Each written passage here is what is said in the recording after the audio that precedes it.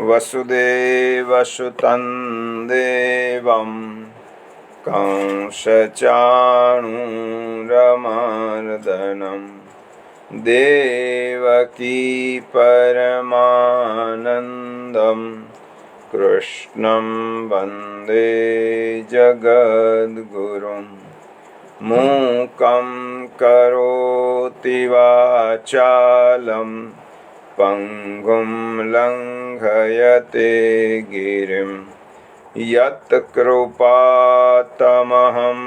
वन्दे परमानन्दमाधवम्। गुरुर्ब्रह्मा गुरुर्विष्णु गुरुर्देवो महेश्वरः गुरुः साक्षात् परब्रह्म तस्मै श्री गुरवे नमः। शान्ताकारं भुजगशयनं पद्मनाभं सुरेशं विश्वाधारं गगनसदृशं मेघवर्णं शुभांगं लक्ष्मीकान्तं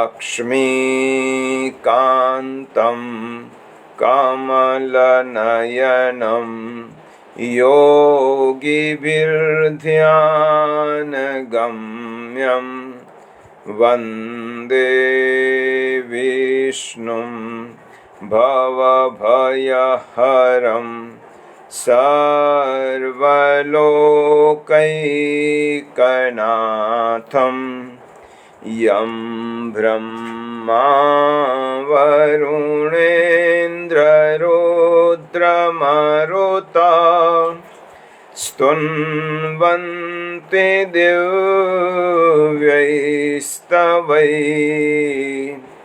वेदैः शाङ्कपदक्रमोपनिषदैः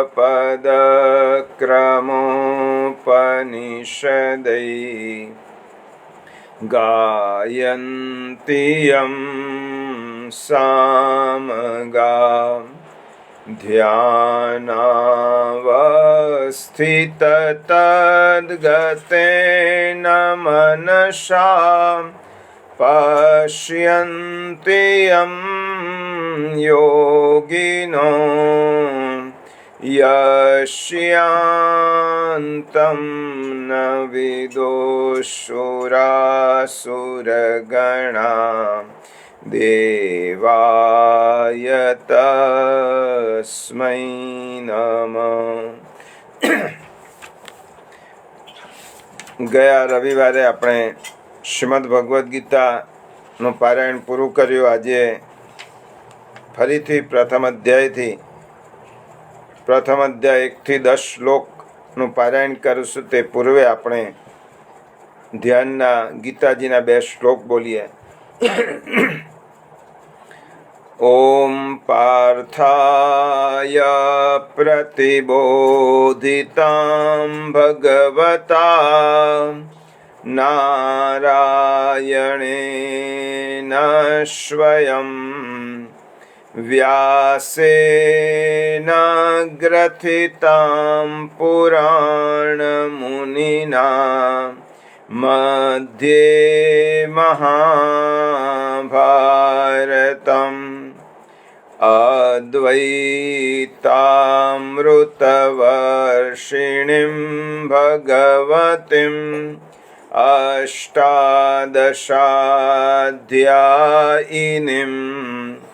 अम्ब त्वामनुसन्दधामि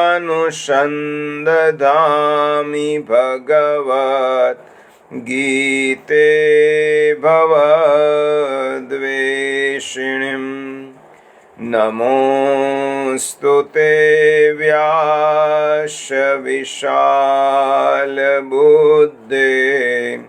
फुल्लारविन्दायतपत्रनेत्र येन त्वया भारततैलपूर्णा प्रज्वालितो ज्ञानमय प्रदीपः। અધ્યાય 1 શ્લોક 1 થી 10 સુધીનું પારાયણ સાથે કરીશું. શ્રીમદ ભગવદ્ ગીતા અધ્યાય નંબર 25. ઓમ શ્રી પરમાત્મને નમઃ. અથ પ્રથમોऽધ્યાયઃ. ધૃતરાષ્ટ્ર ઉવાચ ધર્મક્ષેત્રે કુરુક્ષેત્રે સમવેતાયુત્સવઃ મામકઃ પાંડવાશ્ચૈવ કિમકુર્વત સંજય. સંજય ઉવાચ દ્રષ્ટ્વા તુ પાંડવાનીકં વ્યુઢં દુર્યોધનસ્તદા આચાર્યમુપસંગમ્ય રાજા વચનમબ્રવીત. પશ્યૈતાં પાંડુપુત્રાણામ આચાર્ય મહતિં ચમું વ્યુઢાં દ્રુપદપુત્રેણ તવ શિષ્યેણ ધીમતાં. અત્ર શૂરા મહેશ્વાસા ભીમાર્જુના સમાયુધિ યુયુધાનો વિરાટશ્ચ દ્રુપદશ્ચ મહારથઃ. દૃષ્ટકેતુશ્ચેકીતાનઃ કાશીરાજશ્ચ વીર્યવાન. પુરુજિત કુંતીભોજશ્ચ શૈબ્યશ્ચ નરપુંગવઃ. યુધામન્યુશ્ચ વિક્રાંત ઉત્તમૌજાશ્ચ વીર્યવાન. સૌભદ્રો દ્રૌપદેયાશ્ચ સર્વ એવ મહારથઃ. અસ્માકં તો વિશિષ્ટા એતાન્નિબોધદ્વિજોત્તમઃ. નાયકા મમ સૈન્યસ્ય સંજ્ઞાર્થં તાન બ્રવીમિ તે. ભવાન ભીષ્મશ્ચ કર્ણશ્ચ કૃપશ્ચ શમિતિञ्जयः. અશ્વત્થામા વિકર્ણશ્ચ સૌમદત્તિस्तथैव ચ. અન્યે ચ બહવઃ શૂરા મદર્થે ત્યક્તજીવિતઃ. નાનાશસ્ત્રપ્રહરણાઃ સર્વે યુદ્ધવિશારદઃ.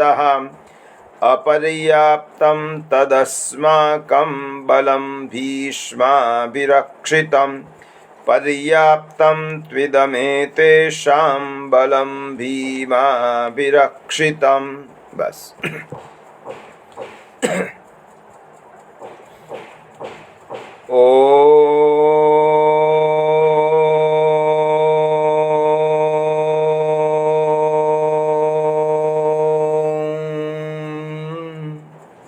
યો બ્રહ્માણં વિદધાતિ પૂર્વં યો વૈ વેદાંશ્ચ પ્રહિણોતિ તસ્મૈ તમઃદેવમાત્મબુદ્ધિ પ્રકાશમ.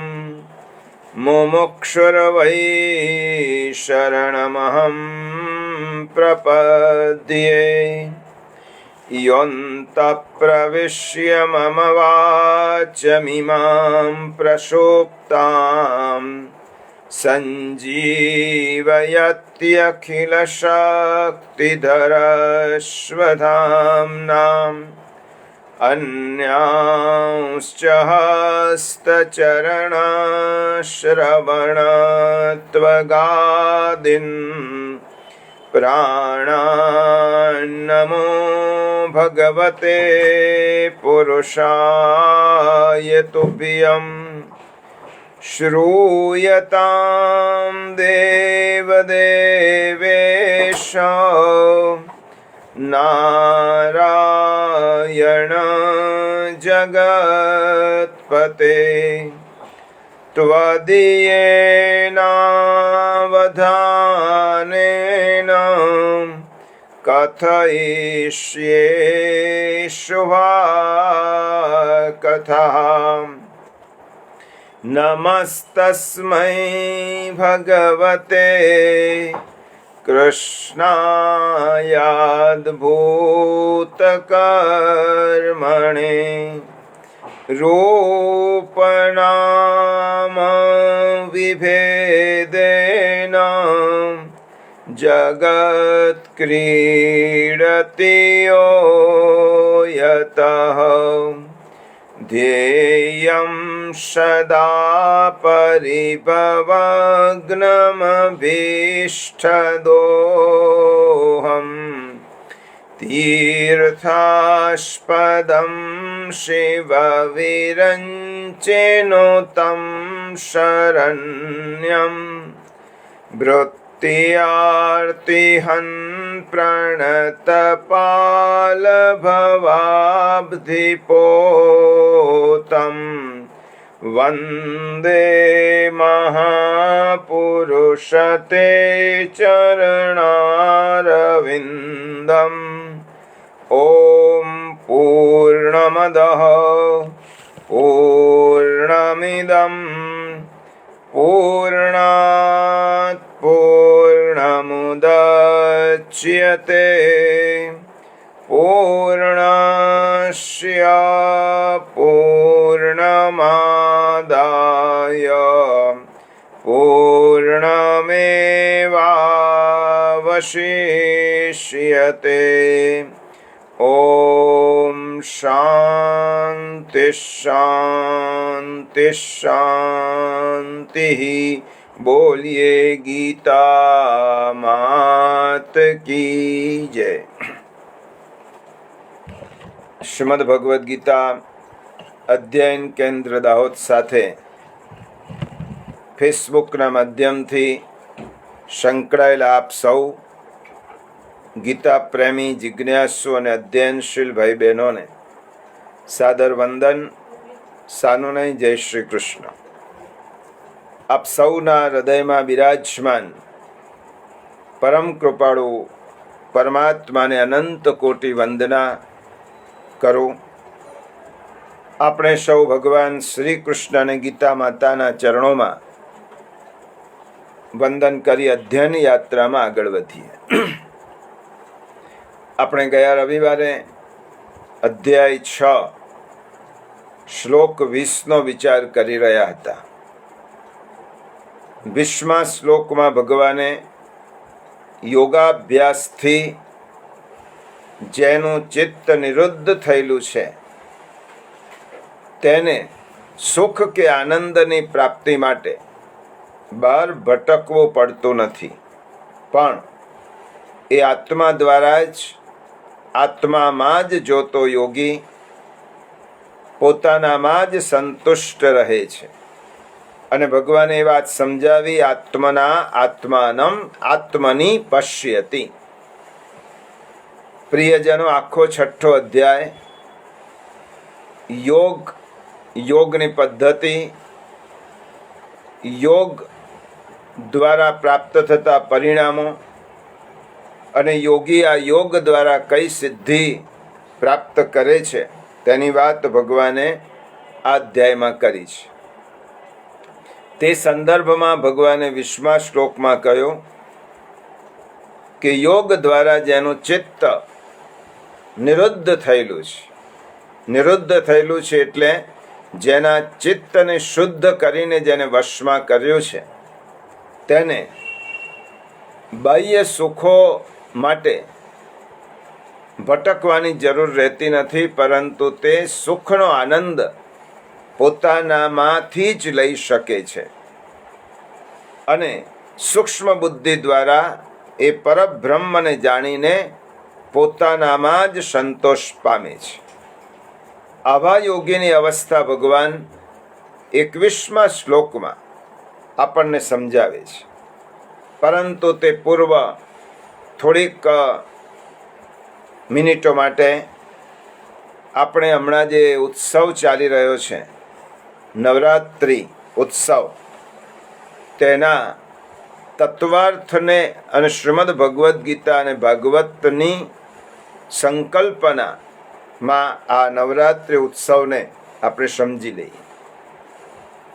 હાલમાં નવરાત્રિના અને પુષ્ટિમાર્ગીય રીતે નવવિલાસના શુભ દિવસો ચાલે છે. આ 9 દિવસો એ શક્તિની આરાધનાના દિવસો છે, ભક્તિની આરાધનાના દિવસો છે. અને એટલા જ માટે જે વ્યક્તિ જીવનમાં ભક્તિથી ઈશ્વરને મેળવવા પ્રયત્ન કરે છે એના માટે 9નો પૂર્ણાંક છે. 9 એ પૂર્ણાંક હોવાથી 9 દિવસો કયા છે. અને રાત્રિ એટલા માટે કહી કે યા નિશા સર્વભૂતાનામ તસ્યામ જાગ્રત સંયમી. બીજા અધ્યાયમાં ભગવાને આ શ્લોક કહ્યો છે ને આપણે અધ્યયનના માધ્યમથી આને સમજ્યા પણ છીએ. યસ્યામ જાગ્રત ભૂતાની સા નિશા પશ્યેતો મુને. ગીતામાં ભગવાને શું કહ્યું? જે સંયમીની રાત્રિ છે ત્યારે સંસારીઓ જાગે છે, અને સંસારીઓ જ્યારે ઊંઘે છે એટલે આપણે ત્યારે સંયમી લોકો જાગતા હોય છે. એનો અર્થ એમ નહીં કે દિવસે સંયમી માણસ સૂઈ રહે છે ને રાત્રે જાગે છે, આવો અર્થ નથી. એનો અર્થ એ થયો કે જે ભોગો માટે આપણે જાગૃત રહીએ છીએ, જે કામના માટે આપણે સતત જાગૃતિ સેવીએ છીએ, તે ભોગ અને કામના માટે સંયમી પુરુષ અજાગ્રત હોય છે, એટલે સૂતેલો હોય છે. અને જેના માટે આપણે બેદરકાર રહીએ છીએ, જેના માટે આપણે કશું જ ધ્યાન નથી રાખતા, તેવા અધ્યાત્મમાં યોગી જાગૃત હોય છે ત્યારે આપણે સૂઈ ગયેલા હોય છે. ટૂંકમાં ભોગો માટે આપણે જાગૃત છીએ ત્યારે સંયમી સૂતેલો છે, અને ભગવત પ્રાપ્તિ માટે આપણે સૂતેલા હોઈએ છીએ ત્યારે સંયમી પુરુષ જાગે છે. એટલા માટે રાત્રિ કર આપણે નવરાત્રિના સંદર્ભમાં આ કોણા દિવસો છે? એક વસ્તુ ગીતાના સંદર્ભમાં આપણે સમજી લઈએ કે આ સૃષ્ટિમાં પુરુષ અને પ્રકૃતિ દ્વારા જ બધું નિર્માણ થયેલું છે.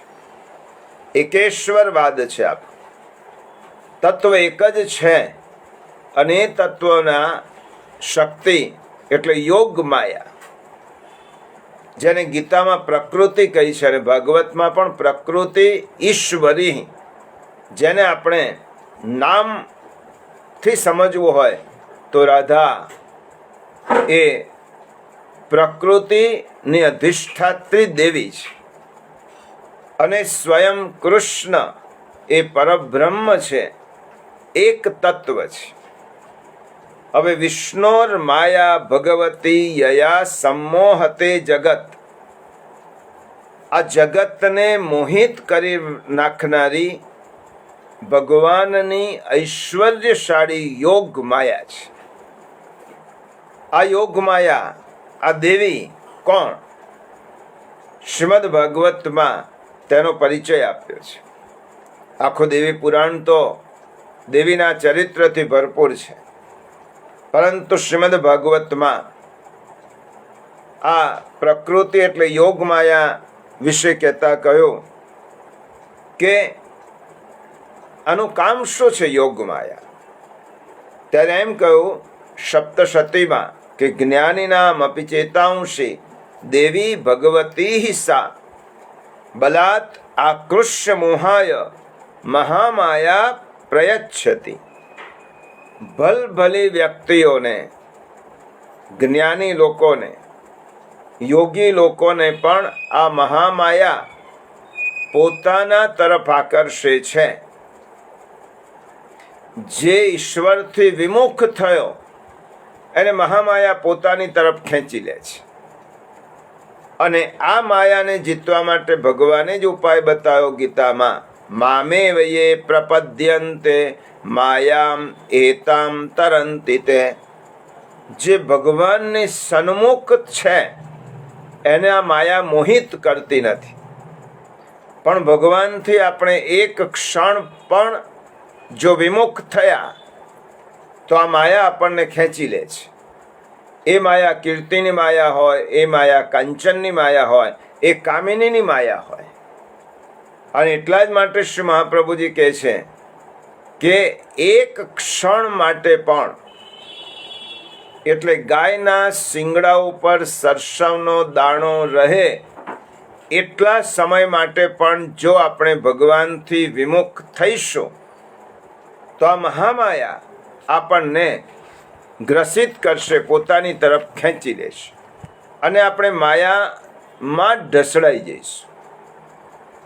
આ માયા, આ યોગ માયા ભાગવતમાં કહ્યું છે, જે કૃષ્ણ ભગવાનના પ્રાગટ્ય પહેલા યશોદા માને ત્યાં ગોકુલમાં પ્રગટ થયા હતા અને શ્રી કૃષ્ણ ભગવાને તેમને અનેક વરદાન આપ્યા હતા. તે જ વિષ્ણુની માયા, એટલે જ શક્તિ સ્વરૂપા ભગવતી, જેને આપણે અંબા છે, કાલી છે, દુર્ગા છે વગેરે નામોથી ઓળખીએ છીએ અને તેમની પૂજા કરીએ છીએ. ભાગવતમાં જ 10મા સ્કંદમાં કહ્યું, વિષ્ણોર માયા ભગવતી યયા સંમોહિતમ જગત આદિષ્ટા પ્રભુણાંશેન કાર્યાર્થે સંભવિષ્યતિ. જેણે આ સમગ્ર જગતને મોહિત કરી રાખ્યું છે તે ભગવાનની ઐશ્વર્યશાળી યોગ માયા છે અને ભગવાનની આજ્ઞાથી તેમના લીલા કાર્યો સંપન્ન કરવા માટે અંશરૂપ અવતાર એ ગ્રહણ કરે છે. ભગવાને પોતાની જ શક્તિ સ્વરૂપા યોગ માયાને આજ્ઞા કરી. આ પણ ભાગવતમાં કહ્યું છે, ગચ્છ દેવી વ્રજમ ભદ્રે ગોપ ગોભીરલંકૃતમ. હે દેવી, હે કલ્યાણી, તમે વ્રજમાં પ્રગટ થાઓ અને પ્રગટ થઈને તમારે મારા 2 કાર્ય કરવાના છે. એક કાર્ય દેવકીજીના ગર્ભમાં જે બાળક છે તેનું સંકર્ષણ કરી અને તેને વસુદેવજીની બીજી પત્ની છે રોહિણી, એનામાં પધરાવવાનું છે. એ બલદેવજી, એ દાઉજી, ઠાકોરજીનો 8મા બાળક તરીકે કૃષ્ણનું પ્રાગટ્ય અને 7મા બાળક તરીકે બલભદ્રજીનું પ્રાગટ્ય. બલભદ્રજી દેવકીજીના જ પુત્ર, પણ યોગ માયાએ દેવકીજીના ગર્ભમાંથી તેનું સંકર્ષણ કર્યું, ખેંચ્યું. આ ભાગવતનું વિજ્ઞાન છે. અને ગર્ભનું સ્થાપન વસુદેવજીની બીજી પત્ની રોહિણીજીમાં કર્યો, જે ગોકુલમાં નંદ બાવાને ત્યાં રહેતી હતી. આ પહેલું કામ કરવાનું. અને બીજું કામ શું કરવાનું? પ્રાપ્સ્યામિ ત્વમ યશોદાયામ નંદ પત્ન્યામ ભવિષ્યસી. તમે નંદરાયની પત્ની યશોદાજીના ગર્ભમાં પુત્રી તરીકે ઉત્પન્ન થાઓ. આ 2 કામ કરવાના. જો આ 2 કાર્ય થશે તમારા દ્વારા તો જાઉં વરદાન આપું છું, અર્ચિષ્યંતી મનુષ્યા ત્વામ સર્વ કામ વરેશ્વરીમ ધૂપોપહાર બલિભી સર્વ કામ વરપ્રદામ. તમે લોકોને ઈચ્છિત વરદાન આપવા માટે સમર્થ થશો. મનુષ્યો તમને પોતાની બધી જ અભિલાષાઓ પૂરી કરનારા જાણી ધૂપ, દીપ, નૈવેદ્ય અને અનેક પ્રકારની સામગ્રીથી તમારી પૂજા કરશે. આ ભાગવતના શ્લોકો છે પ્રિયજનો. અને તમારા જુદા જુદા અનેક શક્તિપીઠો સ્થપાશે. નામધેયાની કુર્વંતી સ્થાનાની ચ નરા ભુવિ. અને તમે વિશ્વમાં, જગતમાં કયા કયા નામથી પ્રસિદ્ધ થશો? દુર્ગેતિ, ભદ્રકાલેતિ, શારદા અંબિકેતિ ચ કુમુદા ચંડિકા કૃષ્ણા માધવી કન્યકેતિ ચ માયા નારાયણી શાની શારદ્યેતંબિકેતિ ચ. પૃથ્વી ઉપર તમારા અનેક પીઠો સ્થપાશે. દુર્ગા, ભદ્રકાલી, વિજયા, વૈષ્ણવી, કુમુદા, ચંડિકા, કૃષ્ણા, માધવી, કન્યા, માયા, નારાયણી, ઈશાની, શારદા અને અંબિકા. આ તમારા નામથી લોકો તમારી પૂજા કરશે. આ નવરાત્રિમાં દેવીના 9 સ્વરૂપો માર્કંડેય પુરાણના સપ્તશતીના ચરિત્રમાં બતાવ્યા છે. પ્રથમમ શૈલપુત્રી ચ, દ્વિતીયમ બ્રહ્મચારિણી, તૃતીયમ ચંદ્રઘંટેતિ કુષ્માંડેતિ, ચતુર્થકમ પંચમમ સ્કંદમાતેતિ, ષષ્ઠમ કાત્યાયનીતિ ચ, સપ્તમમ કાલરાત્રીતિ મહાગૌરીતિ ચાષ્ટમમ, નવમમ સિદ્ધિદાત્રી ચ, નવદુર્ગા પ્રકીર્તિતા. આ પ્રમાણે દેવીના 9 નામ છે. 9 દિવસો દરમિયાન માણસને 3 મુખ્ય વાતોની ઉપાસના કરવાની હોય છે. પ્રિયજનો, 3 વાતો એવી છે કે જેના વગર માણસનું જીવન સુખી થઈ શકતું નથી. એમાં પહેલું કયું? શક્તિ. માણસ પાસે પહેલી શારીરિક શક્તિ જોઈએ. બીજું શું કયું? સમૃદ્ધિ. એની પાસે લક્ષ્મી જોઈએ. અને ત્રીજું શું કયું? સન્મતિ. હવે આ 3 વાતો એવી છે કે જેના વગર માણસ અધૂરો ગણાય ભૌતિક દુનિયામાં. કારણ કે જેની પાસે શક્તિ હોય પણ સમૃદ્ધિ ન હોય તો એ આ વિશ્વના ઐશ્વર્યો ક્યાંથી ભોગવશે? જેની પાસે સમૃદ્ધિ હોય પણ શક્તિ ન હોય તે પણ ભોગવી નહીં શકે. શક્તિ અને સમૃદ્ધિ હોય પણ સન્મતિ ના હોય, સદબુદ્ધિ ના હોય તો તે બધું જ વેડફી નાખશે. એટલા માટે 3 વસ્તુની આરાધનાના પ્રતીક રૂપે પહેલા 3 દિવસ મહાકાલીની ઉપાસના. મહાકાલી એટલે શિવની શક્તિ અને શિવની અધિષ્ઠાત્રી. શિવની શક્તિ એ મહાકાલી. અને 3 ગુણ છે.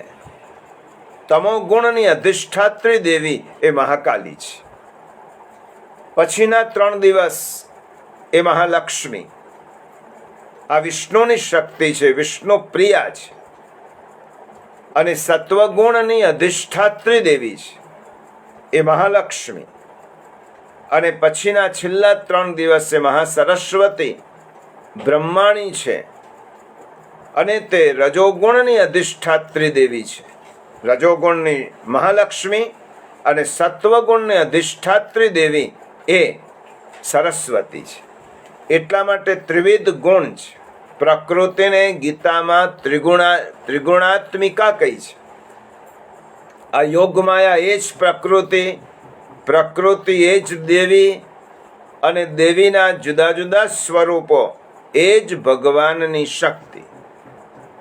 એટલા માટે 9 દિવસની ઉપાસના દરમિયાન માણસ શક્તિ પાસે, યોગમાયા પાસે 3 પ્રકારની ત્રિવિધ શક્તિઓ માગે છે. અને ત્રિવિધ શક્તિઓ મળવાથી જ તે આ સૃષ્ટિમાં ઘૂમી શકે છે, ફરી શકે છે, ગાઈ શકે છે, આનંદ કરી શકે છે. તેના પ્રતીક રૂપે ગરબો છે. અને એ ગરબામાં પણ કેન્દ્ર સ્થાને કોણે પધરાવવામાં આવે છે? મહાશક્તિને. માણસની પાસે બધી જ સંપત્તિ હોય, કેન્દ્રમાં ઈશ્વરીય શક્તિ નહીં હોય તો આ બધી જ વાતો એ નકામી છે. એટલા માટે 9 દિવસની આ નવ ઉપાસનાનું શાસ્ત્રોક્ત વિધાન માર્કંડેય પુરાણમાં વિગતે આપવામાં આવ્યું છે. પુષ્ટિમાર્ગીય દ્રષ્ટિકોણથી આપણે વિચારીએ તો આ 9 વિલાસના દિવસો છે. આ 9 દેવી એટલે કૃષ્ણની અષ્ટ સખી અને 9મા એ રાધિકાજી સ્વામીની છે. આ 9 સ્વરૂપો છે. અને આ દિવસો દરમિયાન માતૃ સ્વરૂપા શ્રી યમુનાજીના ભાવથી નવવિલાસનો ઉત્સવ 9 દિવસો દરમિયાન મનાવવામાં આવે છે. આ પણ પ્રભુની, યમુનાજી કોણ છે? પ્રભુની સંયોજિકા શક્તિ છે. અને એમની પ્રસન્નતા માટે, એટલા માટે આપણે પ્રસન્ન કરીએ કે ઠાકોરજીના ચરણોમાં આપણને રતિ, મતિ અને ભક્તિનું દાન કરે છે. એટલા માટે આ નવરાત્રિના શુભ દિવસોમાં આપણે જગન્માતા અને યમુનાજીના ચરણોમાં પ્રણિપાતપૂર્વક વંદન કરીને કહીએ કે અમારી રતિ, અમારી મતિ અને અમારી ભક્તિ નિત્ય પરમ કૃપાળુ પરમાત્માના ચરણોમાં રહે તેવી કૃપા કરો. અને તે માટે અમને શારીરિક શક્તિ, સમૃદ્ધિ અને સન્મતિ એ સાધન તરીકે જોઈએ. તો હે માં, એ સાધન રૂપે આ 3 વસ્તુ અમને પ્રદાન કર. આ નવરાત્રિનો તત્વનો અર્થ છે, નવરાત્રિનો ગૂઢાર્થ છે. આવો આપણે હવે શ્લોક 21ને સમજીએ. અધ્યાય 6 શ્લોક 21 પહેલા પારાયણ કરીએ અને પછી તેનું વિવરણ સમજીએ. અધ્યાય 6 શ્લોક 21. સુખમાત્યંતિકમ યત તત બુદ્ધિગ્રાહ્ય મતેન્દ્રિયમ વેત્તિ યત્ર ન ચૈવાયમ સ્થિતશ્ચલતિ તત્વતઃ. યત્ર યત તત બુદ્ધિગ્રાહ્યમ અતેન્દ્રિયમ આત્યંતિકમ સુખમ વેત્તિ યત્ર ચ સ્થિતઃ અયમ તત્વતઃ ન એવ ચલતિ. શબ્દના અર્થ પહેલા સમજી લઈએ. અતિન્દ્રિયમ, ઇન્દ્રિયોથી પર, ઇન્દ્રિયોથી અતીત. બુદ્ધિગ્રાહ્યમ, માત્ર શુદ્ધ થયેલી સૂક્ષ્મ બુદ્ધિ દ્વારા ગ્રહણ થઈ શકે એવો. યત એટલે જે, આત્યંતિકમ એટલે અનંત, સુખમ એટલે આનંદ છે, તત એને, યત્ર એટલે જે અવસ્થામાં, વેત્તિ એટલે અનુભવે છે, ચ એટલે અને, યત્ર એટલે જે અવસ્થા, સ્થિત એટલે સ્થિત, અયમ એટલે આ યોગી, તત્વતઃ પરમાત્માના સ્વરૂપથી, ન એવ ચલતી ક્યારે પણ વિચલિત થતો નથી. આ શબ્દના અર્થ થયા. એનો સરળ અર્થ જે ગીતામાં આપ્યો છે તે પણ સમજી લઈએ. ઇન્દ્રિયોથી અતીત, માત્ર શુદ્ધ થયેલી સૂક્ષ્મ બુદ્ધિ દ્વારા ગ્રહણ થઈ શકે એવો જે અનંત આનંદ છે, અને જે અવસ્થામાં અનુભવે છે, અને જે અવસ્થામાં સ્થિત રહેલો આ યોગી પરમાત્માના સ્વરૂપમાંથી ક્યારે પણ વિચલિત થતો નથી. સમજીએ આપણે.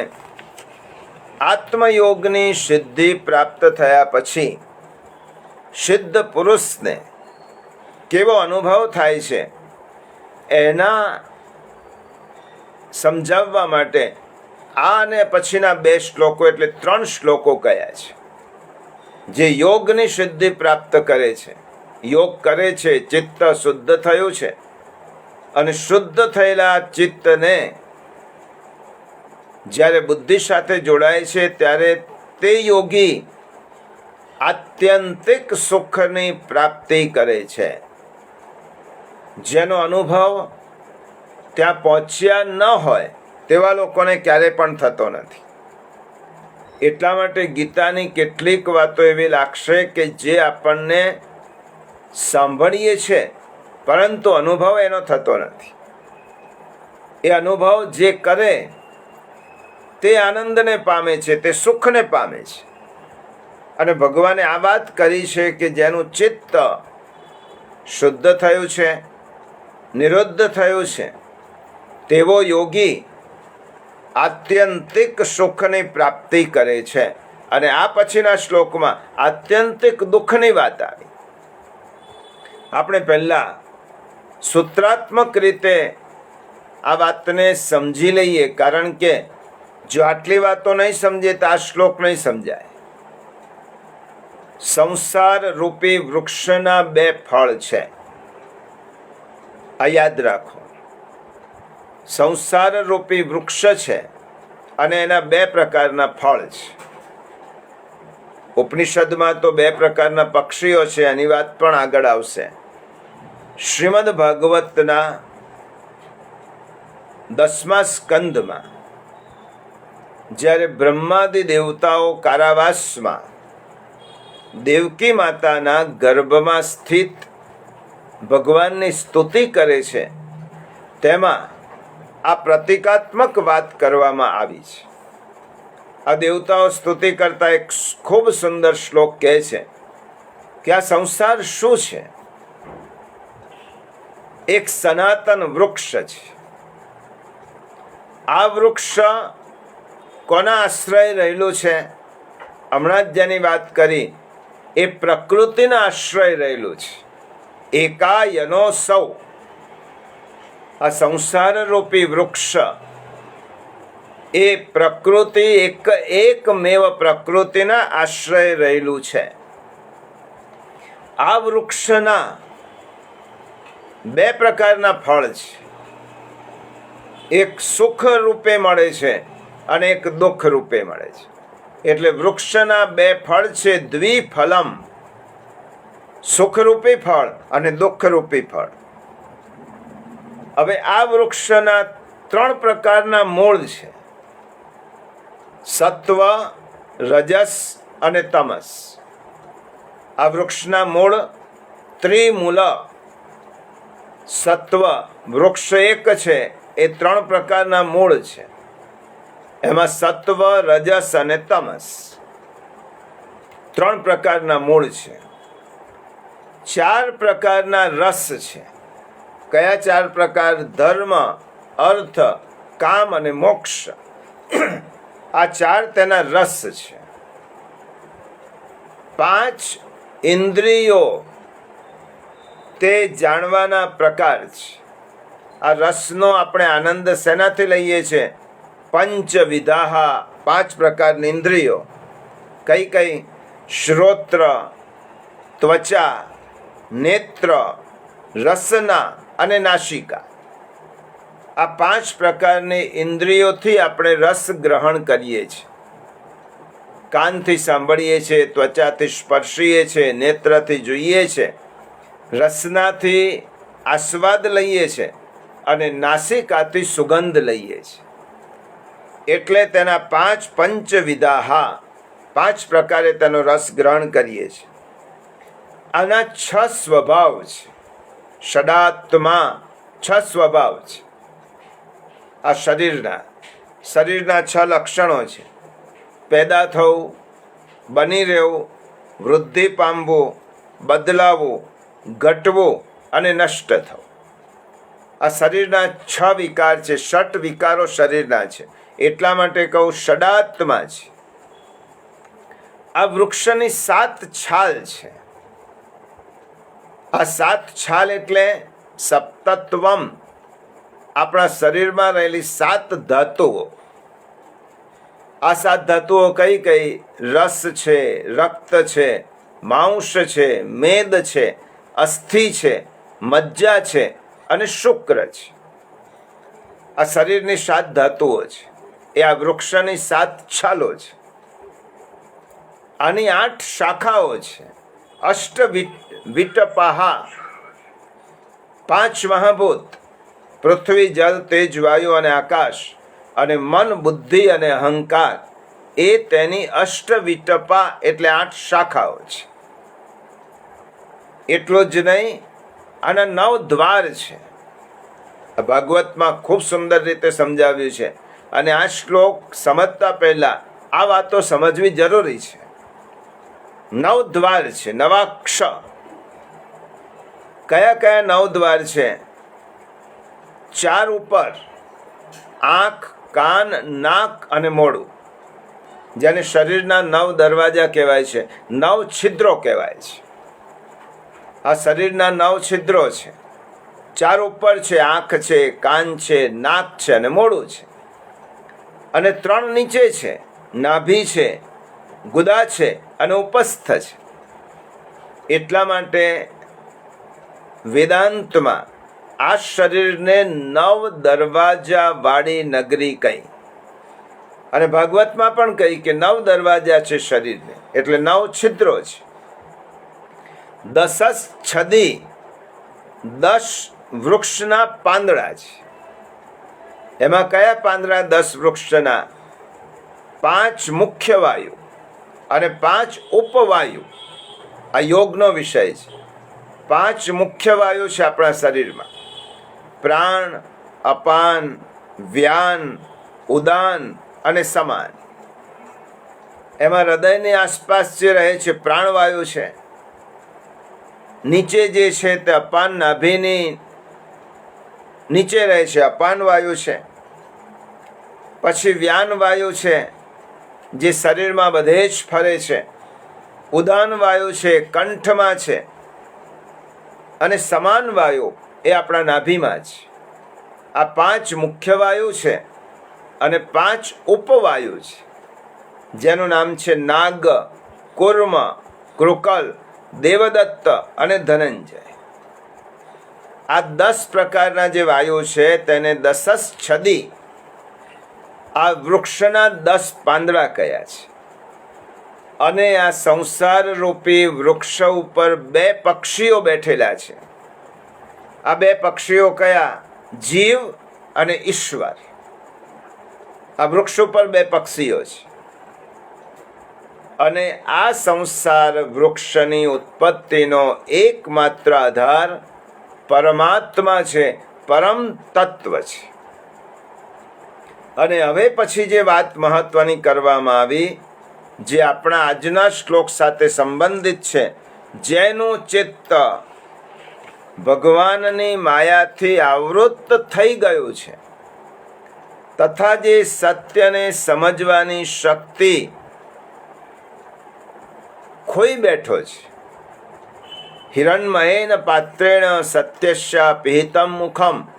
માયારૂપી મોહથી એ સત્યનું મુખ જેના માટે ઢંકાયેલું છે, તે વ્યક્તિ આ જગતમાં બધી જ વસ્તુઓને અલગ અલગ રૂપે જુએ છે. કઈ વ્યક્તિ? કે જે વ્યક્તિ મોહથી આવૃત્ત થયેલું છે, જેનું ચિત્ત, તે આ દુનિયામાં જુદી જુદી વસ્તુઓને જુદા જુદા રૂપે જુએ છે. પણ જે તત્વજ્ઞાની પુરુષ છે, જ્ઞાની પુરુષ છે, તે બધાના રૂપમાં એકમાત્ર પરમાત્માને જુએ છે. અને એટલા માટે નરસિંહ મહેતાએ કહ્યું, અખિલ બ્રહ્માંડમાં એક તું શ્રી હરિ. આ સૃષ્ટિમાં એક જ તત્વ છે, પણ એ તત્વને કોણ જોઈ શકે છે? કે જેની મોહનું પડલ જેનું દૂર થયું છે, જેનું ચિત્ત શુદ્ધ થયું છે, એ વ્યક્તિ આ સૃષ્ટિમાં એક તત્વને જોઈ શકે છે. અને ભાગવતમાં કહ્યું તે જ વાત ગીતામાં કહી, આપ જ્ઞાન સ્વરૂપ આત્મા છો અને ચરાચર જગતના કલ્યાણ માટે આપ અનેક રૂપો ધારણ કરો છો. અને આપના તે રૂપો વિશુદ્ધ, અપ્રાકૃત અને સત્વમય વ્યક્તિ તેને જાણી શકે છે. અને તે જાણીને તેવા સંત પુરુષો, તેવા યોગી પુરુષો આત્યંતિક સુખને પામે છે. અને અહીંયા ભગવાને એ વાત કરી, સુખમ આત્યંતિકમ યત તત બુદ્ધિગ્રાહ્યમ અતિન્દ્રિયમ. આ સુખને તે લોકો પામે છે. હવે આપણે સમજીએ કે સુખના 2 પ્રકાર છે. જે આ શ્લોકના તત્વને આપણે સમજવા પ્રયત્ન કરીએ છીએ. 2 પ્રકારનું સુખ છે. એક સાંસારિક સુખ છે અને બીજું સમાધિનું સુખ છે. સાંસારિક સુખ એટલે જે આપણને બધાને અનુભવ છે. કેવું છે? નાશવંત હોય છે. ઇન્દ્રિય ગમ્ય હોય છે, એટલે ઇન્દ્રિયો દ્વારા તે પ્રાપ્ત થાય છે. અને ત્રીજી લાક્ષણિકતા, સંસારનો સુખ એ મનોરંજક હોય છે, મનને ગમે છે, એ ઇન્દ્રિયો દ્વારા મળે છે, મનને ગમે છે અને નાશવંત હોય છે. જ્યારે આ શ્લોકમાં જે ભગવાન વાત કરે છે, સમાધિથી પ્રાપ્ત થતું સુખ શાશ્વત હોય છે, એટલે આત્યંતિક હોય છે. સુખમ આત્યંતિકમ યત તત, ઇન્દ્રિયાતીત હોય છે, એટલે અતિન્દ્રિય હોય છે, ઇન્દ્રિયોથી તે મેળવી શકાતું નથી. અને બુદ્ધિગ્રાહ્ય હોય છે, મનોરંજક નહીં, બુદ્ધિગ્રાહ્ય હોય છે. સાંસારિક સુખ એ ભ્રમ છે, કારણ કે તે અંતે તો દુઃખ જ આપનારું છે. સાંસારિક સુખ ભ્રમ છે, કારણ કે અંતે તે દુઃખદાયક છે. અને સમાધિનું સુખ છે એ છેવટે આનંદમાં પરિણમે છે. એટલા માટે સાંસારિક સુખ અને સમાધિના સુખની જુદી જુદી દિશાઓ હોય છે. એકની દિશા પૂર્વ તરફ અને એકની દિશા પશ્ચિમ તરફ. હવે સમજો, આપણામાં મન અને બુદ્ધિ આ બે તત્વ છે. આંતરિક આપણા ચિત્તમાં મન અને બુદ્ધિ આ બંને તત્વ છે.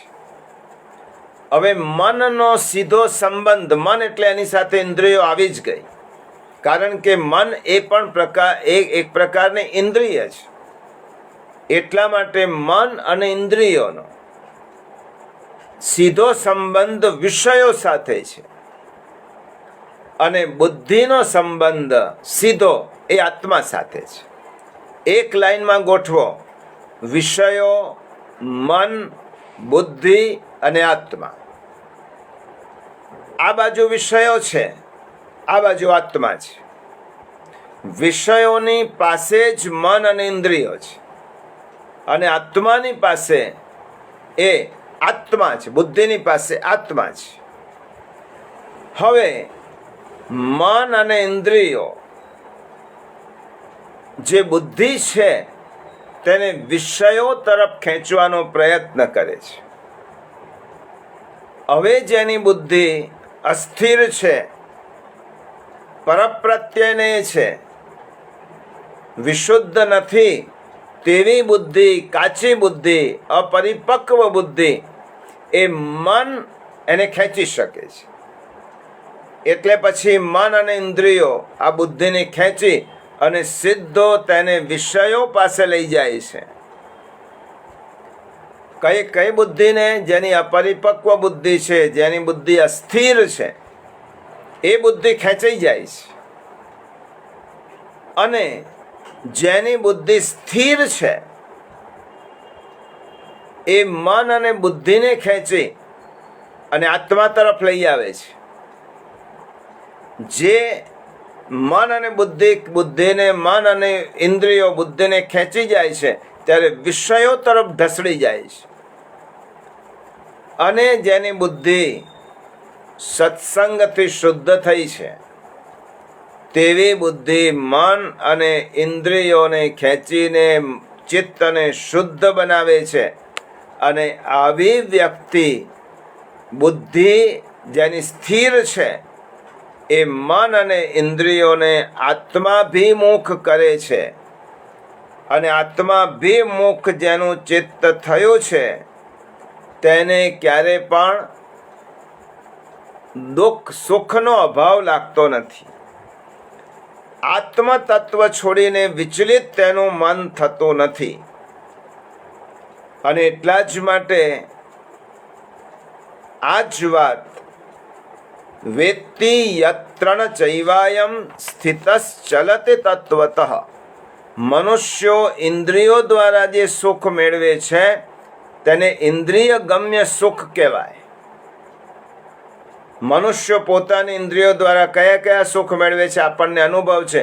પદાર્થની મીઠાશનું સુખ જીભ દ્વારા, સુંદર રૂપ જોવાનું સુખ આંખો દ્વારા, સ્પર્શનો સુખ ત્વચા દ્વારા, મનગમતી સૌરભનો સુખ નાક દ્વારા અને કર્ણપ્રિય સંગીત સાંભળવાનું સુખ આપણે કાન દ્વારા અનુભવીએ છીએ. અને ઇન્દ્રિયથી મળતો સુખ એને ઇન્દ્રિય ગમ્ય સુખ કહેવાય. પરંતુ શ્રીમદ ભગવદ્ ગીતાનું કથન છે, આત્માનું સુખ ઇન્દ્રિયો દ્વારા પ્રાપ્ત થતો નથી. ઇન્દ્રિયો વિના જ એનો અનુભવ થાય છે. માટે તેવા સુખને અતિન્દ્રિય સુખ કહ્યું છે. અતિન્દ્રિય સુખ, ઇન્દ્રિયોના સિવાય પ્રાપ્ત થતો સુખ. આ અતિન્દ્રિય સુખ ઇન્દ્રિયોથી ગ્રહણ ન થાય તેવું છે. અને એટલા માટે તેને આત્મસુખ કહેવાય. આત્મસુખને જ આત્માનંદ કહેવાય, એને જ બ્રહ્માનંદ કહેવાય. અને જ્યાં ન તો ઇન્દ્રિયો પહોંચી શકે છે કે તેને સ્પર્શી શકે છે. માટે મુંડકોપનિષદમાં આ જ વાત કહી, ન ચક્ષુષા ગૃહ્યતે નાપી વાચા નાન્યૈર્દેવૈસ્તપસા કર્મણા વા જ્ઞાન પ્રસાદેન વિશુદ્ધ સત્વ સ્તોતમ પશ્યતે નિષ્કલમ ધ્યાયમાનઃ. શું કહ્યું મુંડક ઉપનિષદમાં કે આત્મા નેત્ર, વાણી, ઇન્દ્રિય, તપ કે કર્મથી ગ્રહણ કરી શકાય તેવો નથી.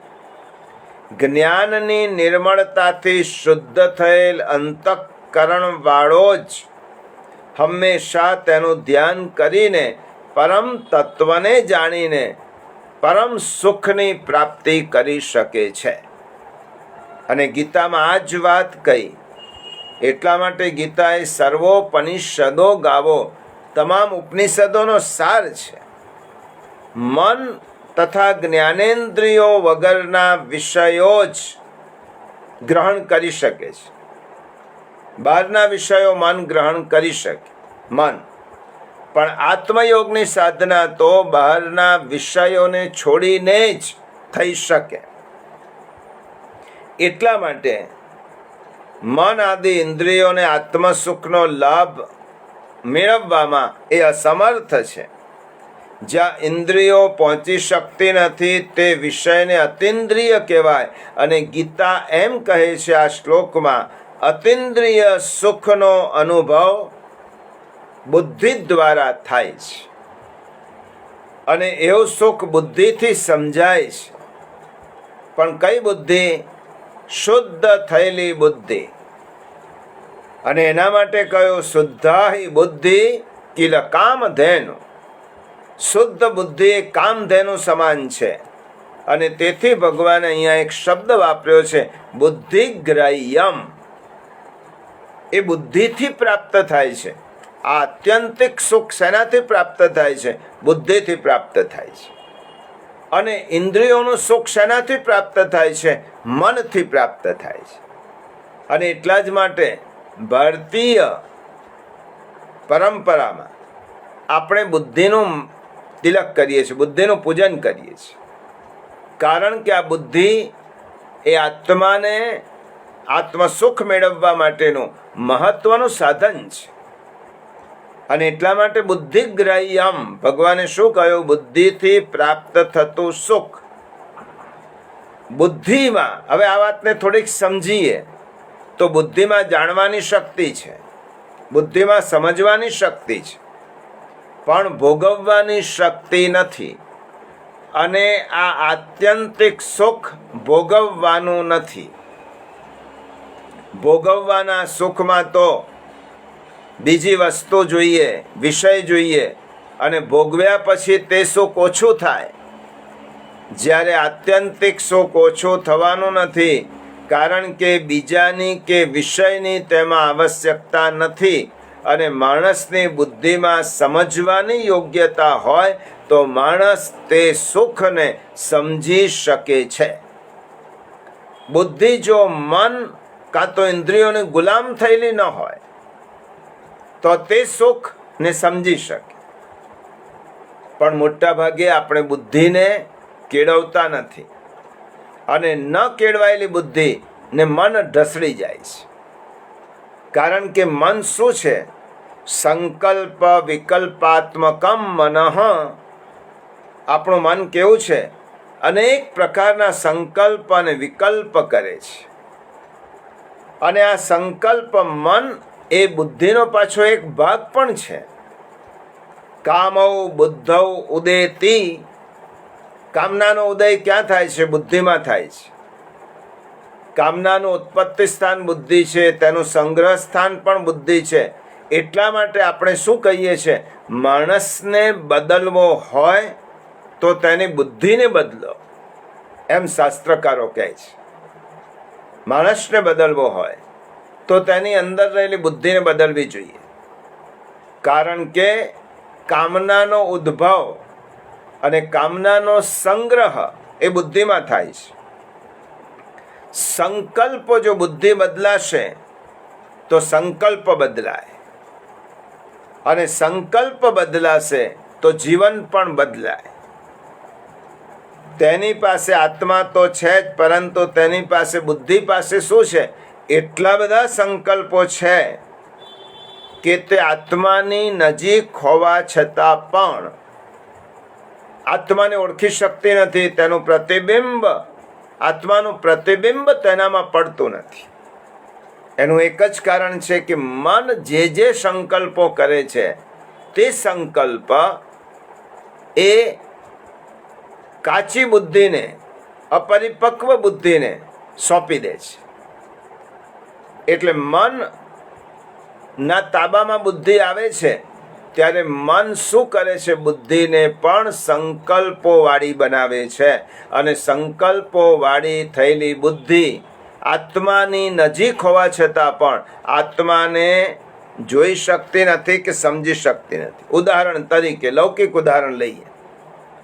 એકાદ પતિને સુંદર પત્ની છે, પત્ની ગમે તેવી પણ છે, પણ પતિ પાસે એટલું બધું કામ છે કે તેને પત્નીના જોવાની ફુરસદ જ નથી, કારણ કે તે નવરો પડતો જ નથી. એક સેકન્ડ માટે પણ નવરો પડે તો તે પત્નીના મોઢાને જોઈ શકે ને.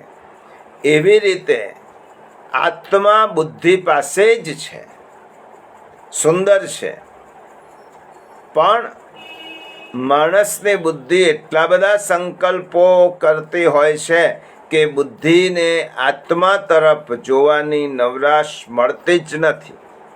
તમે જો, માણસ એક દિવસમાં કેટલા સંકલ્પો કરે છે. એક ક્ષણમાં આપણે બુદ્ધિ કેટલા સંકલ્પો કરે છે?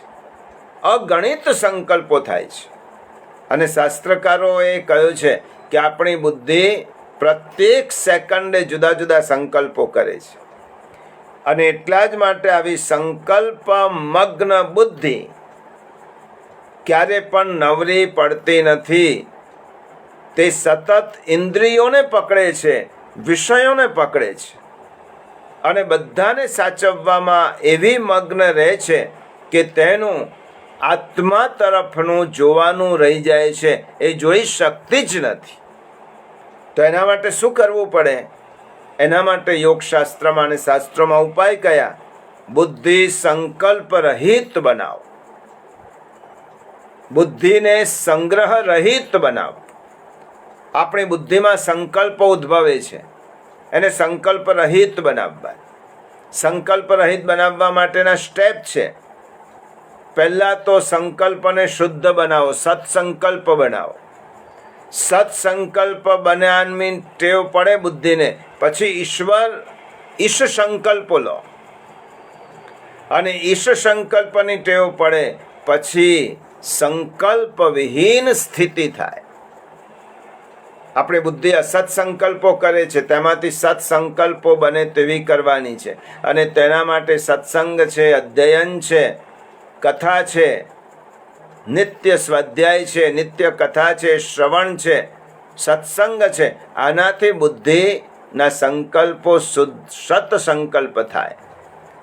પછી આગળ વધતા વધતા ઈશ સંકલ્પ થાય કે મારી બુદ્ધિમાં હું સંકલ્પ ન કરું, ભગવાન જ સંકલ્પ કરે. અને પછી એક એવી સ્થિતિ આવે કે ઈશ્વર પણ વિલીન થઈ જાય અને આ બુદ્ધિ સંકલ્પ વિહીન બની જાય. એટલે આખું બુદ્ધિ ભગવાન જ પોતાના અંકુશમાં લઈ લે, પછી હું રહ્યો જ નહીં. એટલા માટે આ બુદ્ધિ ખરેખર આત્માની સહધર્મચારીણી છે અને બની રહેવી જોઈએ. પણ વિષયોના કીચડમાં ફસાય છે, મનની ચુંગાલમાં ફસાય છે અને મનની પાછળ પડે છે. એટલા માટે શાસ્ત્રો એમ કહ્યું, આવી બુદ્ધિ વ્યભિચારિણી બુદ્ધિ છે. અવ્યભિચારિણી નહીં, વ્યભિચારિણી.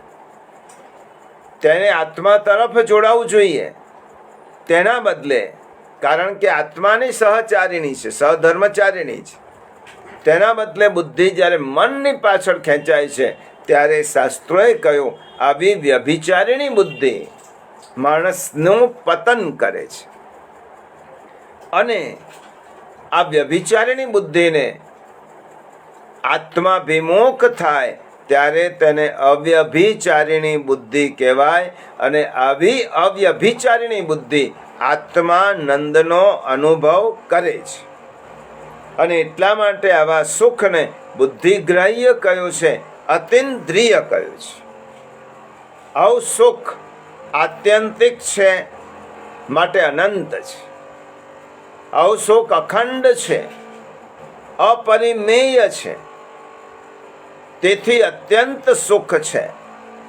પરંતુ આપણે જે સુખનો અનુભવ કરીએ છીએ, ભોગોથી પ્રાપ્ત થતું સુખ ખંડિત છે, અલ્પ છે અને દુઃખમાં પરિણમનારું છે. પણ આત્મયોગની સિદ્ધિથી માણસને જે સુખ મળે છે તે અખંડ સુખ છે. એટલા માટે ગીતાની એક વ્યાખ્યા એ પણ આપી શકાય કે માણસને નિત્ય સુખનો રસ્તો બતાવનારો ગ્રંથ એટલે શ્રીમદ ભગવદ્ ગીતા. આ નિત્ય સુખનો રસ્તો કયો? માણસ પોતાની બુદ્ધિને આત્માભિમુખ કરે અને તે જ્યારે બુદ્ધિ આત્માભિમુખ થાય ત્યારે જે સુખમાં પ્રાપ્ત થાય છે તે વધઘટ થતી નથી અને અખંડ સુખની પ્રાપ્તિ થાય છે. ઇન્દ્રિયોની મર્યાદા છે અને ભોગોની પરિમિતતા છે. એટલા માટે ઇન્દ્રિયો દ્વારા મળતો સુખ હંમેશા ક્ષણિક છે, અલ્પ છે, નાશવંત છે. અને આત્મા દ્વારા સુખ, કારણ કે આત્મા અપરિમેય છે, અનંત છે અને અખંડ છે. એટલા માટે આત્મા દ્વારા મળતો સુખ એ ક્યારે પણ નાશ પામતું નથી. જ્યારે ઇન્દ્રિય ગ્રાહ્ય સુખ ખંડિત, અલ્પ અને પરિમિત અને દુઃખમાં પરિણમનારું હોવાથી તેને નાશવંત કહ્યું છે. આ શ્લોકમાં જે વાત કરવામાં આવી છે તે બુદ્ધિગ્રાહ્ય સુખની વાત કરવામાં આવી છે. બુદ્ધિગ્રાહ્ય સુખ મળ્યા પછી યોગી તત્વતઃ ન ચલતી, જેને એકવાર આ પરમ સુખનો આનંદ માણી લીધો છે એ ક્યારે પણ તત્વથી ચલિત થતો નથી. તેને પ્રાપ્ત થયેલી શક્તિનો એ ચમત્કારોમાં ઉપયોગ કરતો નથી. યોગીને એવી શક્તિ પ્રાપ્ત થાય છે કે એનો એક છેડો આત્મા સાથે જોડાયેલો છે. એટલા માટે તે અનંત સુખનો અનુભવ કરે છે. જ્યારે તેની બીજી શક્તિઓ તેને ચમત્કારો, તેની હાજરીમાં ચમત્કારો કરવા થઈ જાય છે. એટલે સમજી લો, મહાપુરુષો ક્યારે ચમત્કારો કરતા નથી. મહાપુરુષોની હાજરી ચમત્કારો સર્જે છે. એમની એક આભા છે, એમની એક ઓરા છે કે જેનાથી ચમત્કારો સર્જાતા હોય છે. ચમત્કાર કરે તે મહાપુરુષ નહીં, પણ જેની હાજરીમાં ચમત્કારો થતા હોય તેને મહાપુરુષ ગણાય.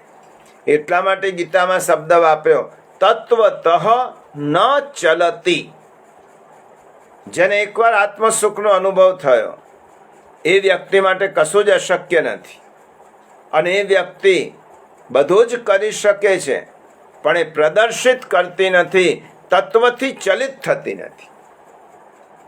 અને આ પ્રાપ્ત થયા પછી જ યોગીની કસોટી છે કે જો તે ચમત્કાર બતાવવાના નાદમાં પડી ગયો તો તે આત્મસુખથી વંચિત રહી જશે. અને રામકૃષ્ણ પરમહંસનો પ્રસંગ આપણે સાંભળેલો છે અધ્યયનમાં જ, પરંતુ યાદ કરાવી દો. એકવાર રામકૃષ્ણ પરમહંસ નદી કિનારે ગયા અને તેમને સામા કિનારે જવું હતું. બાજુમાં તેમની સાથે ભણેલો એક સહપાઠી પણ યોગમાં ઉચ્ચ કક્ષાએ પહોંચેલો હતો. બંને પાસે સિદ્ધિ હતી. રામકૃષ્ણ પરમહંસની સિદ્ધિ આત્માભિમુખ હતી અને પેલા જે યોગથી સિદ્ધ થયેલો પુરુષ હતો તેની સિદ્ધિ તેને લોકોને બતાવવા માટે ઉપયોગ કરવાનો હતો. એટલા માટે રામકૃષ્ણ પરમહંસ નૌકાની હોડીની રાહ જોતા હતા, નાવડીની રાહ જોતા ઉભેલા હતા કિનારા પર. અને એમની જ સાથે ભણેલો પેલો માણસ નાવડીની રાહ ન જોયા વગર તેને સિદ્ધિ પ્રાપ્ત કરી હતી પાણી ઉપર ચાલવાની. અને તે પાણી પર ચાલતા ચાલતા ચાલતા ચાલતા સામે કિનારે પહોંચી ગયો. નાવડી થોડી મોડી આવીને રામકૃષ્ણ પરમહંસ નાવડીમાં બેઠા અને સામા કિનારે પહોંચ્યા. પેલો યોગી રાહ જોતો ઉભેલો હતો કે હમણાં મારી સિદ્ધિની વાત હું રામકૃષ્ણ પરમહંસને કરું. અને યોગીએ કહ્યું, જુઓ, મારી સિદ્ધિથી હું જલ પર ચાલીને આવી ગયો, તમને નાવડીની રાહ જોવી પડી. રામકૃષ્ણ પરમહંસે પૂછ્યું, પાણી પર ચાલવાની સિદ્ધિ પ્રાપ્ત કરવા માટે તે જીવનના કેટલા વર્ષો સાધના કરી? પેલાએ કહ્યું, 25, 30 વર્ષની મારી સાધના છે. મારું અડધી જિંદગી આમાં ખલાસ થઈ ત્યારે આ સિદ્ધિ મળી છે અને હું મેળવી શક્યો છું. રામકૃષ્ણ પરમહંસે હસતા હસતા કહ્યું, આ નાવડીવાળાને મેં કિનારો સુધી પહોંચવાના 2 આના આપ્યા.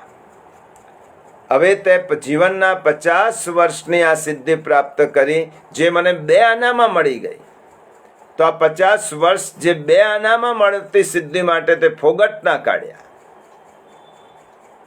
તું જો અંતઃ સુખમાં પડ્યો હોય, આત્માના સુખમાં પડ્યો હોત તો તને મારા જેવું સુખ પ્રાપ્ત થતું.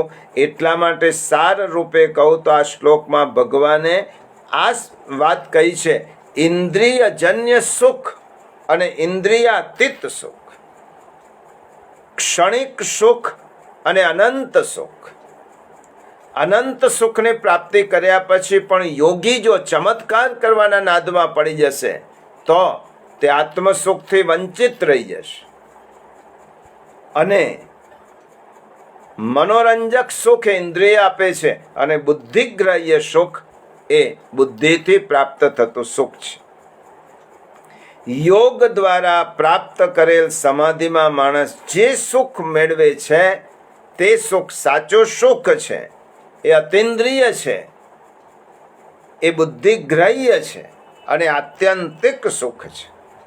એક ઉદાહરણ સાંભળી અને આજના આપણા સત્સંગને આપણે વિરામ આપીએ.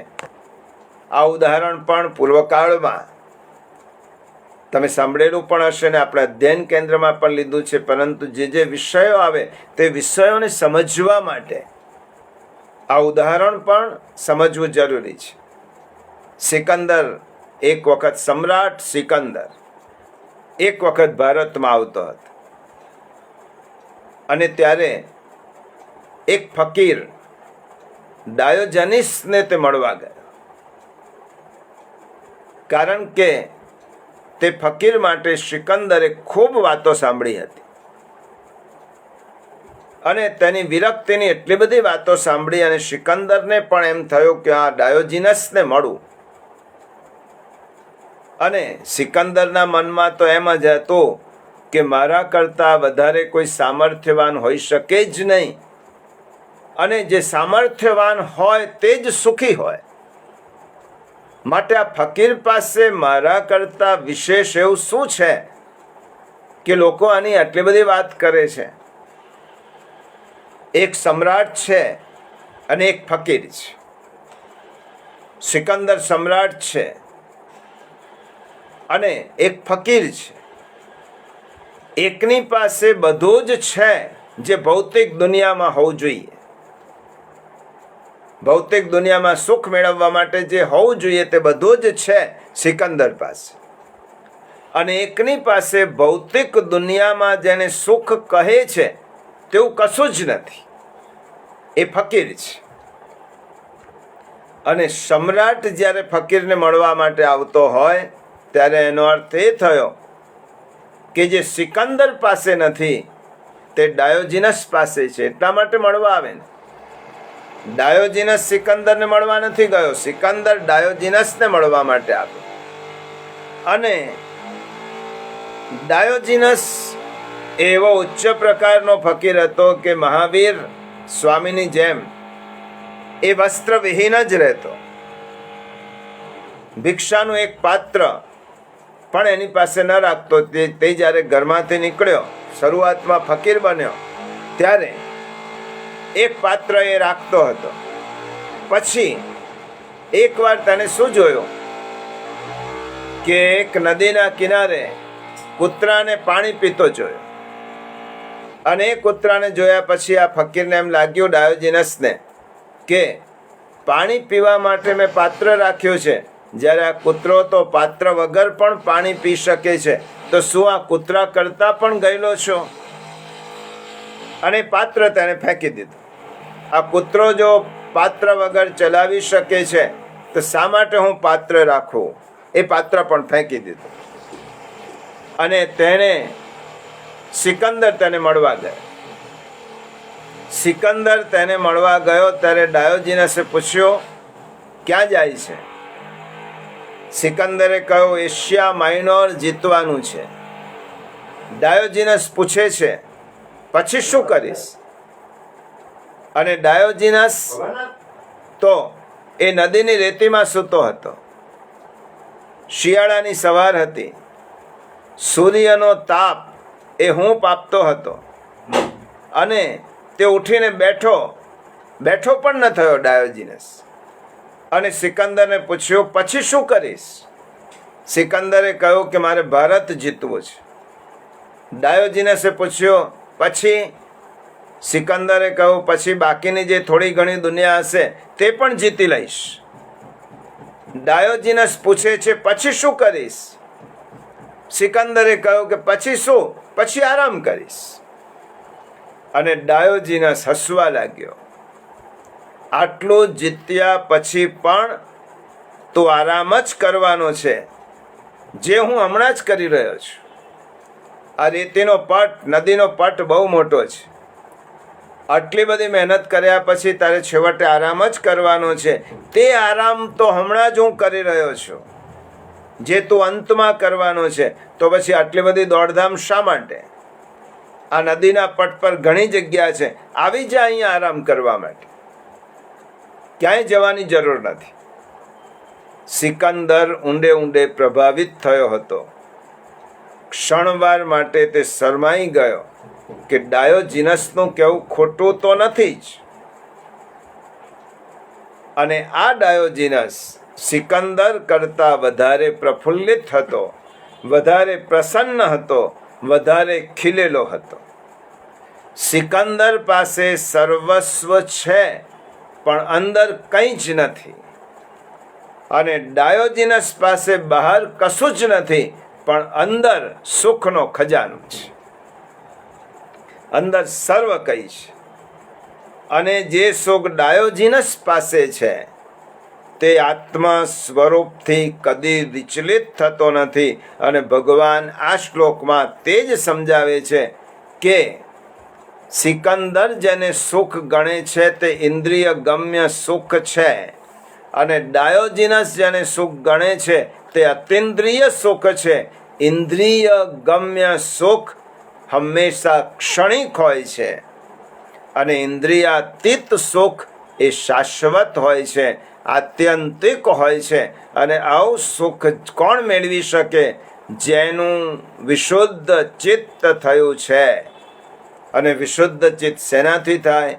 યોગથી થાય. અને ભગવાન આ શ્લોકમાં આ વાત સમજાવે છે. સુખમ આત્યંતિકમ યત તત બુદ્ધિગ્રાહ્યમ અતિન્દ્રિયમ વેત્તિ યત્ર ચૈવાયમ સ્થિતશ્ચલતિ તત્વતઃ. અને પછીના શ્લોકમાં ભગવાન કહે છે આત્યંતિક સુખથી જે ચલિત થતો નથી, એવી જ રીતે આત્યંતિક દુઃખ આવે તો પણ જે ડગમગી જતો નથી, એ યોગી છે. એ શ્લોક આવતા શ્લોકમાં ભગવાન આત્યંતિક દુઃખની વાતમાં યોગી એ ડગમગી જતો નથી તે સમજાવે છે. તેની વાત આપણે આવતા રવિવારે આવીશું અને આ અધ્યયન કેન્દ્રમાં વિચારીશું. અહીંયા આપણે આ અધ્યયનને વિરામ આપીએ. 2 શ્લોક. ત્વમેવ માતા ચ પિતા ત્વમેવ ત્વમેવ બંધુશ્ચ સખા ત્વમેવ ત્વમેવ વિદ્યા દ્રવિણં ત્વમેવ ત્વમેવ સર્વં મમ દેવ દેવ કાયેન વાચા મનસેન્દ્રિયૈર્વા બુદ્ધ્યાત્મના વા પ્રકૃતિસ્વભાવાत् કરોમિ યદ્યत् સકલં પરસ્મૈ નારાયણાયેતિ સમર્પયામિ. સર્વેત્ર સુખિનઃ સન્તો સર્વે સન્તો નિરામયઃ સર્વે ભદ્રાણિ પશ્યન્તો મા કશ્ચિદ દુઃખમાપ્નુયાત. ઓમ શાંતિ શાંતિ શાંતિ.